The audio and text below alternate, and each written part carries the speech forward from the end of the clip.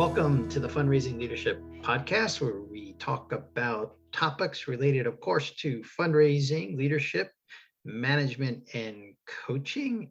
My name is David Langiulli, and I'm here with my good friend and colleague, Michelle Maloy Dillon. Hey, Michelle. Hey, David. So you and I are here with Sharon Kitroser, and she's a fundraiser who got her start working in media sales for over 25 years. And she's experienced lots of joy using her skills at both small and large nonprofits. And she likes to say that if you can sell air, you can sell anything. She's the co-founder of Team Cat and Mouse, where she works with nonprofits to change the way they train their teams. Welcome, Sharon. Thank you. Very happy to be here.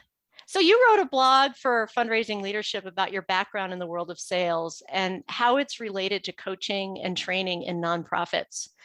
And we all know that there's a lot of turnover. There is a lot of turnover happening right now. July of 2021, sort of post-COVID, a lot of people are deciding they, want something more meaningful in their career. And so tell us a little bit about that connection. Like, what did you learn from your background in sales that's helpful for leaders in the nonprofit world to know about retaining people? As I said in the blog, I got a very rocky start in my career, graduated college, applied for a lot of jobs, saw a lot of opportunities, and learned a lot of lessons very quickly. The first lesson was don't take a job unless you've been to the office. And learned that when I arrived my first day at a radio station in central New York that was at the transmitter point at the top of a mountain where I once found a real life snake in my office. And it was just a little hut. It was horrifying. A 2-story hut, which makes you wonder about how the second story stayed up. I learned there was a lot of drama, a lot of story, a lot of everything you've seen on WKRP in Cincinnati and more. And I met my sales manager and I met the general manager. They sent me out on my first day with a cassette tape by someone who's still out there named Pam Lantos, who I thought was terrific. Apparently she's a very tiny woman with very large hair. And Pam, what I got that I use to this day in there was a line she said, she sold gym memberships. And everyone kept telling her what she couldn't do, what she couldn't do. And she finally said, you know what? Don't tell me what I can't do till after I've tried it. And I've taken that with me through my whole career. And I still suggest to people that is see what you can do based on who you are.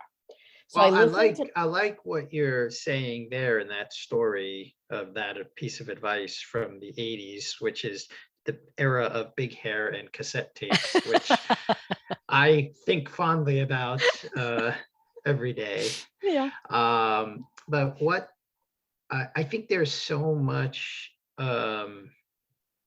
preparation and analysis. This is in the field of fundraising these days. So there's so much like straitjacketing of fundraisers, like just go try something for Christ's sake. Well, I don't really think it's the same thing. Here's why. I believe in hiring attitude and training skills. Let me first say, I have always believed in that. And that, it takes bravery to pick up a phone and call strangers. And I will take that every day and teach you what to say when you get the stranger on the phone. So that go try something is how I would hire someone. I look for people, what I look for when I hire, which is a really important part of retention. I ask people very specific questions. I ask them some very odd ones, like, what does your closet look like? Because then you know if they're neat or messy. I ask them, what was their favorite teacher in high school? Because I know if they like the teacher who pushed them to be better, or the teacher who said, you're so pretty, you're so smart.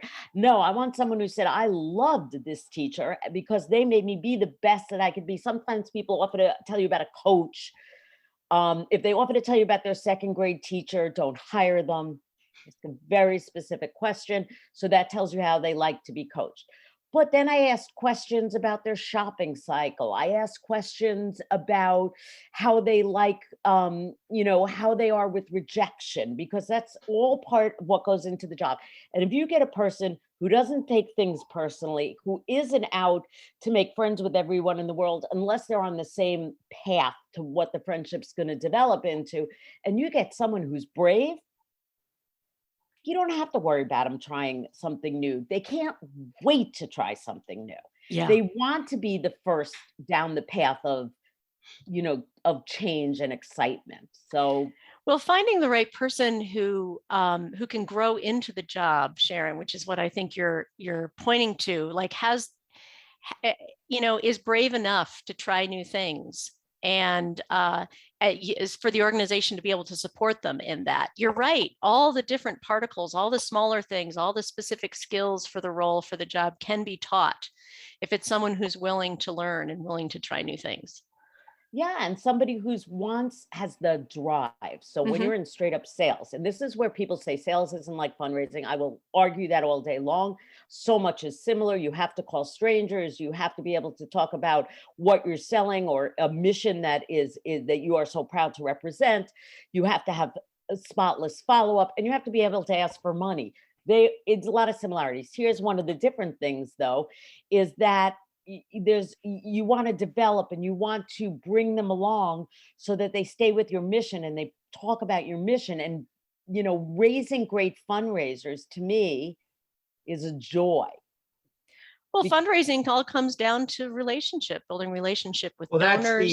That's the fundamental distinction, if there is one. I know that there's relation. Look, I also came up the sales and marketing route, Sharon, and I'm still doing sales today, and we just call it by a different name. We call it enrollment. But anyway, sales by a different name. But I will say that the fundamental distinction for me is that sales tends to be, not absolutely, more transactionally oriented, and fundraising tends to be, especially at the major gifts level or principal gifts level, more relationship oriented. So I have to 100% disagree with that. I know you're going to disagree, but I'm not going to let you disagree. I totally disagree with that. I'm not going to let you disagree, because this is our podcast. Sorry. And it's David's world. It's my world, so you don't get to disagree in my world. But there was somewhere I was going with this around me. Oh yes, sorry, around retention. So because fundraising is fundamentally more relationship driven than transaction driven, although transactions happen, length of tenure in the role is essential for success, and that's something I think we do agree upon. It's really funny because I don't think I was your regular fundraiser. I don't think I'm your regular salesperson, because you're not your regular person at all. Sharon. Thank you. Thank you. I know, we actually appreciate that's what we love about you. Yeah, absolutely. I was raised by a dad and a grandpa who were in sales. And my grandfather, Sam Dones, used to talk about how he called on J.C. Penney and Mr. Penny took him to lunch. Mm-hmm. That's the way I grew up, that whatever you are, you have to have a relationship with whoever you're selling to know what they need to buy. And although Mr. Penny and my grandfather are long gone, I still talk to clients that I work with in the early 90s from New York, because you build this relationship that's based on understanding each other and how to do the best job for them. I got a call today from a donor from my last job who is very touched by what's going on in South Florida with the building collapse, because she trusted me. I was her trusted advisor to tell her who to give money to support what's going on in Surfside with the building collapse. So the trick is partially building a relationship in either capacity that really allows you to understand why that they want to be part of your mission, or the why they want to give. And I know that's very cliche now. However, I language it a little bit different. In corporate work, we used to call it VBR, valid business reason. Why am I calling you to help my charity? How will it help you too? Like, I'm really, corporate is and partnerships is what I'm very best at. And people just go, give me a check to help my mission. Well, what are you trying to do? You're trying to have engagement by your employees? Are you trying to tell the world? Are you trying to be internal and just, do something that's important to your company or mission match somehow? And with my business partner, Amy, we sat and we talked about what was the VBR for personal and individual fundraising. And we said, your very best reason. If you're not asking the questions on what's the very best reason you want to give, you're never going to build that relationship that David's talking about. Yeah. And I'm going to side with Sharon on this, David. I'm sorry. I'm taking sides. Yeah. Get ready. Take all the sides you want. I had a career as a professional photographer, entrepreneur for over 25 years. So of course, sales was a big part of me surviving and creating a successful business. And whenever it came to meeting with a client and talking to them about why they wanted photographs taken and what was the story they were trying to tell, it was all about this was absolutely coming from a relationship perspective. I mean, the end result was a transaction, David. The end result was money is going from point A to point B. Whether you have a good relationship, there are multiple transactions when you have a good relationship. So again, but there has to be this alignment on, of course, whether you can align on things. And what I was saying is not in the realm of absolutes. It's in the shades of gray here. Yes, it is. Distinguish it for you both again, but sales is... Plus, I like publicly disagreeing with you, David, because it's fun. Of course. I just like hearing him saying shades of gray. I'm like, wow, this just took an odd turn. Right. But no, it's all good. in my direct experience of both these realms, sales has more of a transactional nature to it, and fundraising has more of a relationship. In both cases, there are relationships and transactions. Yes. And in the business that Michelle and I are in, where we are enrolling people in possibilities of working with us as coaches, this is all about relationship. So more so than even we have the privilege of getting very intimate with clients in our one-on-one coaching work. And so maybe it's even better to just say on the realm of intimacy, and we're still doing sales today, or fundraising, or whatever you want to call it. We like to call it enrollment. You get very intimate with clients in the work that we do. And so these are some of the most satisfying, deep and personal relationships I've developed in my life. So so this is definitely a sort of a spectrum here of what we're talking about. But in any of these cases, I'd like to bring us back to this discussion about retention, because it is so important in any of these realms, again, to have some stickiness with people, like to do what you're up to. Yeah. Absolutely. Yeah. So tell us a little bit, Sharon, about how does your work really help nonprofits retain employees, and like what's the specific things that you're able to help people with? So if you look into why people stay in their jobs, the number one thing is money. We all know that. Nothing I do will fix that. I have nothing to do with that. But right followed by that is advancement in career, training, and the people you work with. Yeah. So what does training do? It gives you an idea that you can advance. I was at a large charity, and they wouldn't advance people unless they had already been a development director. So everybody had to leave when they got to that point. Not very forward thinking. Then you look at somebody and you say, what do I see in you? What are the characteristics that I see in you? What can we build on to take what you're good at and make you very much better at it? And third, and this one is a lesson from 2020, if I have ever seen a lesson. So how many nonprofits do you guys know who were based on event fundraising, who had a really bad year last year? Yeah. So the other amount of freedom you give people is, let's say you're the very best at individual fundraising. Well, you should also be very good at planned giving, because they go together. You should understand events, you should understand corporate, and you should have someone you can bring in if those are the opportunities that arise. You don't have to be very best at everything, but you need to understand it. So then you start having a team that really, the people component, your boss believes in you.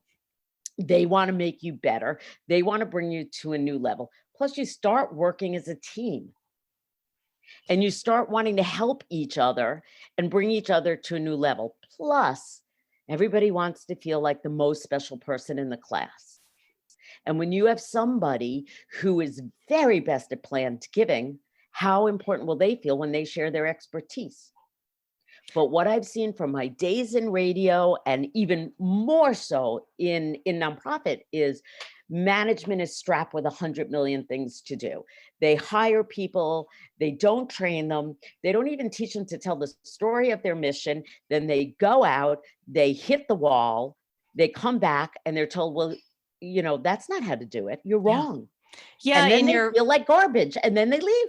right. I mean, Or they tell your boss tells you you can't give a 10% discount. You go back to the customer and you say, I can't give you that 10% discount. They kick you out and then you smash your head through the windshield. which You is what forgot the my blog is chin. called.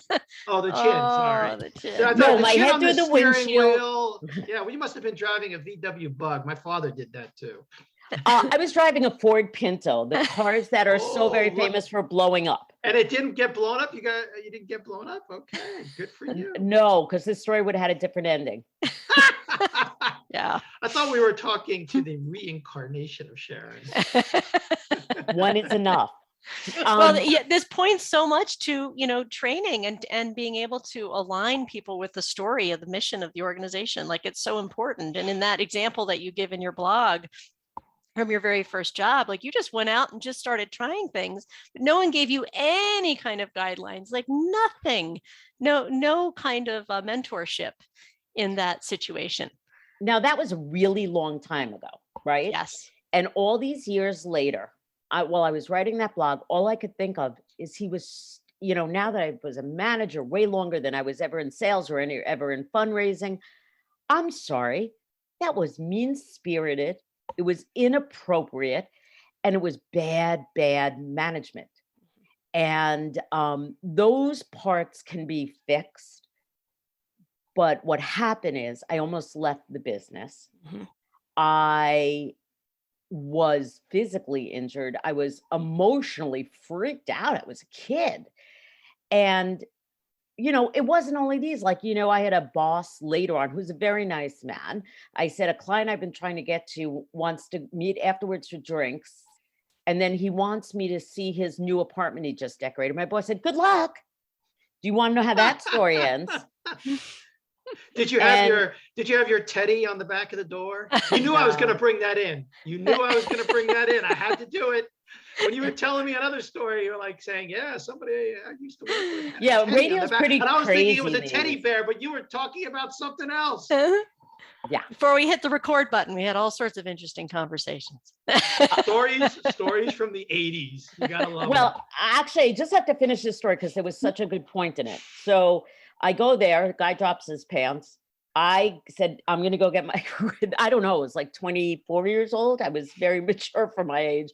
And I said, okay, I'm going to go get my raincoat and I'm going to leave and I'm going to call you tomorrow and you're going to give me an order. And I don't exactly know where the skill of blackmail came into my life. You weren't trained on that. And I'm sure you don't train fundraisers on blackmail, but it was good that you, in the moment, knew how to deploy it. Yeah. Well, what was really funny is I then called one of my mentors. I'm very big on mentors. That's a different blog. Like, I called one of my mentors. I said, this just happened. This is what I said. And this is where you have to believe in divine intervention. She goes, that's really weird. I'm interviewing at that ad agency tomorrow. I might have to mention this. Oh, yeah. There you go. So this is how not to retain employees. No, sometimes you want employees to leave. Yeah, yeah. So it was a different day. I like what I like about what you're sharing in these horror stories that could become a horror film with humor. I think there's something there for you. Hello. Screenwriting, here you come. Yeah. There you go. Mhm. Is that many of us have experienced similar, horror stories of having managers like that. And Janice and I, talk about this, our other partner, like you do learn as you start to grow, you do learn from those experiences. Um, and this is part of the work that Michelle and I and Janice and Margaret do with um, professionals in the nonprofit world. Is they either have had good or bad or skillful or unskillful role models, and maybe a mix of both, but no one really teaches you how to be a manager or leader. And so we're trying to make an impact there. You come up, you learn from these experiences, you say, well, I'm not going to do it that way, but there are skillful ways of being a manager. There are skillful ways of leading. And I'd like you to say a little bit about that, if you would. Well, what's really interesting, and I'm not sure I answered Michelle's question, is we come in, the leaders, we assume you have spoken to them already and got them online and got them ready to go. It's the mid leaders and it's the the online fundraisers. We teach them so they're powerful. We teach them so, and then have we call it office hours, so we can follow up, because if your manager isn't an expert on plan giving, don't worry, my partner Amy is, or if your manager's not an expert on corporate, I am. So that's great. But here's the part that involves leadership. I, somewhere in my career, realized that if I hired very smart people and made them very good at their job, I wasn't there till 9:00 at night. Mm-hmm. I'm happy to say I figured that out before I had children. So I would hire people smarter than me, faster than me, better than me, and then I'd give them everything I had to make them the best team in town. And it worked at both in my radio days and it worked in my fundraising days. I want my guys to be confident and secure with the story they tell and the skills needed to be really successful at their jobs, because then they want to stay because they feel magical and important. I want to pause you for 1 second, Sharon, because you're making a really important point that as leaders, it is so important to hire people who are smarter, more knowledgeable, better than you in so many ways. And sometimes that can be a really difficult thing for a leader to check their ego and say, it's okay that this other person is better than me at these things. But it is so, so important. So I just wanted to highlight that. Well, it's similar to having kids. And as we discussed before the podcast, we all have kids of a similar age. And what parent doesn't want better for their children? Mm-hmm. I wanted my kids to have a better education than me. I wanted them to go to a better college than me. I laugh because my daughter ended up in advertising sales. How did this happen? But don't worry, she won't be learning from cassette tapes. And it's just so amazing to me that people's ego stands in the way of a successful enterprise. Because here's the joke: the best leaders are the ones who love to give it away. Mm-hmm. Yep. One quick story: I was meeting, when I worked for the Walt Disney Company, I was meeting the upper management. It was Christmas time. It was at this very famous hotel in Palm Beach called the Breakers. Looks like magic at Christmas time. And it was the president of ABC, and he just wanted to tell me what a great job I was doing at Radio Disney. And every time he said, Sharon, what I really like that you're doing, and I love very specific compliments, like, this is very specific. I like what you're doing with this. And he went on, and every time I give it away, I'd say, well, it's really the staff in Chicago that's doing such a great job. That Barb, she's amazing. Mm. Or, it says, and he finally looked at me and he said, can you stop that? And I said, I can't, because if it was just me, it would be one thing, but it's not. We increased billing 1,100%. So I was definitely on his happy side of him. And he said, without a leader, nothing happened. These are the same people. You are the difference. I said, that's because I gave them directions and the tools to get the job done, not because I did anything. And we ended like that, because I wasn't going to give up, because the manager sees the magic in their people and wants to make them better. Most managers, I think, in nonprofit just don't have the time or the bandwidth. So that when we do our office hours, we also keep the manager in the loop so that they can, if we have a call once a week, the other 4 days, they have someone to connect with. Yeah. And the really big overarching dream here, and David and I share this too at Fundraising Leadership, is like the whole point is we want people to be able to show up at work, to be aligned with their mission, to create connection with each other to get the work done, to look forward to going to work every day, and to have the right skills and training to be able to get the job done. Like all of these different steps. Really, this is our life. COVID has taught us that life is short. Like this is our life. Like no kidding. Let's make these experiences with colleagues, with fundraisers, with donors. Like let's make it enjoyable. Let's keep the mission in mind. And let's be able to have these clear communication skills so that we can ask for help or see what needs to be done. And let's let go of those bad 80s, pants have been dropped in the evening after drinking too much crap. Like that's not going to retain anybody. And, that's, whatever, that's not conscious behavior. That's something else. So this is what we're trying to build, is this world where we're all want to show up and really be engaged. I think there was a really unique opportunity during the lockdown. I had one specific gal named Brianna who worked for me. She was our community liaison. She went to chamber meetings and all that kind of stuff, and worked on our walks. And so all of a sudden she had seriously nothing to do. And she said to me, or very little to do. I said to her, okay, we have a year. What do you want to learn and what do you want to become great at? And she said, I want to learn about partnerships. Mm-hmm. Great. And she spent the year just asking and working really hard, because she knew she had a chance to learn something completely different than what she knew and add it to her resume of what I'm very smart at. And it took a special her, because it's back to that permission to coach.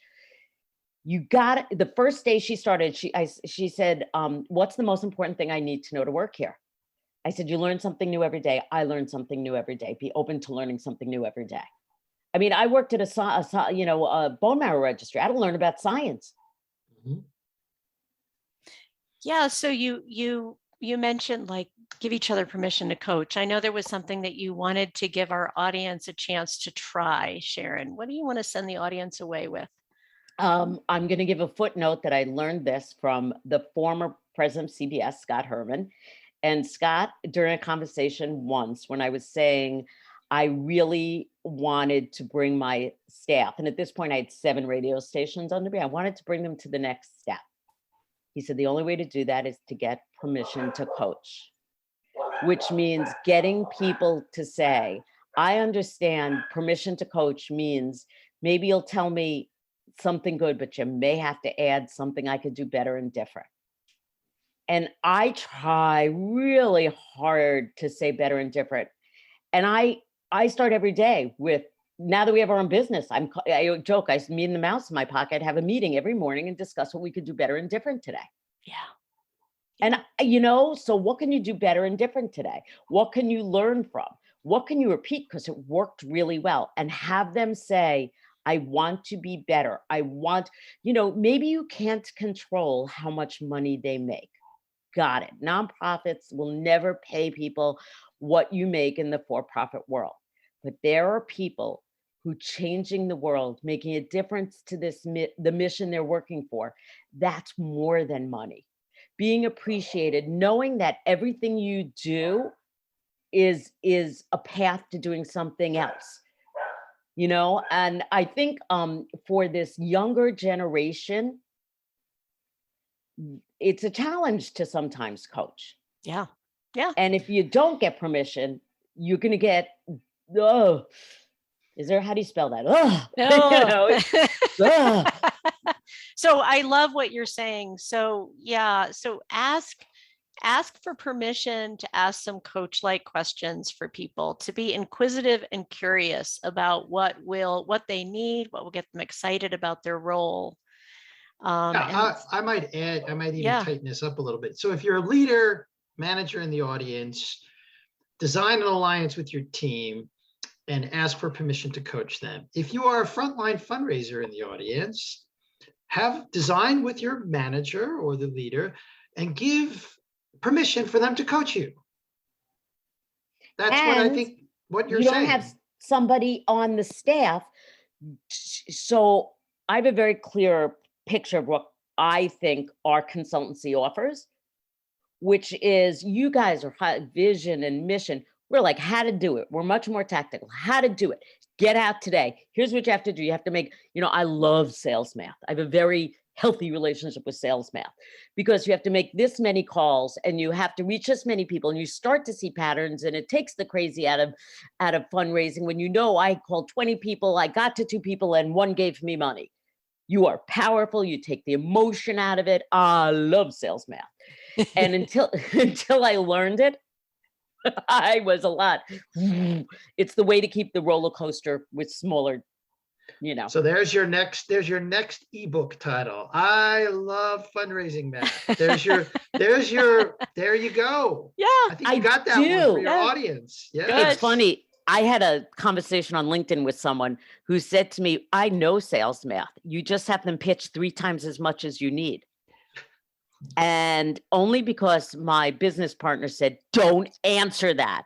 Because I was like, oh, wow, you have all the people who work for you with the same experience and the same closing rate and the same kind of donors. That's magical. How'd you do that? Every person is a person. They deserve to know their own sales math. They deserve to know their own, how they could be better. It's not, but if you don't know how to do one type of fundraising, invite a consultant in, invite somebody in who will take this burden of training off of you and give you back a trained staff. Yeah. Start with onboarding. I am so sick of onboarding that includes where the bathroom is and here's your insurance package. Because that's what people think onboarding is. It's not what onboarding is. You need to learn the mission. You need to know who the players are. You need to know how you fit into the story, how you tell the story. Or you can't get started on the right foot. Yeah. Great tips, Sharon. And thank you so much for being our guest today on the Fundraising Leadership Podcast.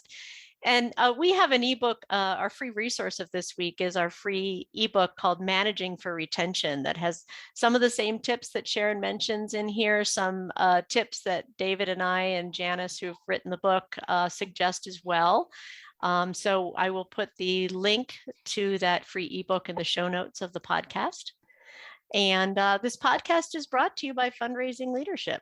We provide unique coaching and training programs that powerfully transform how you work in order to get results.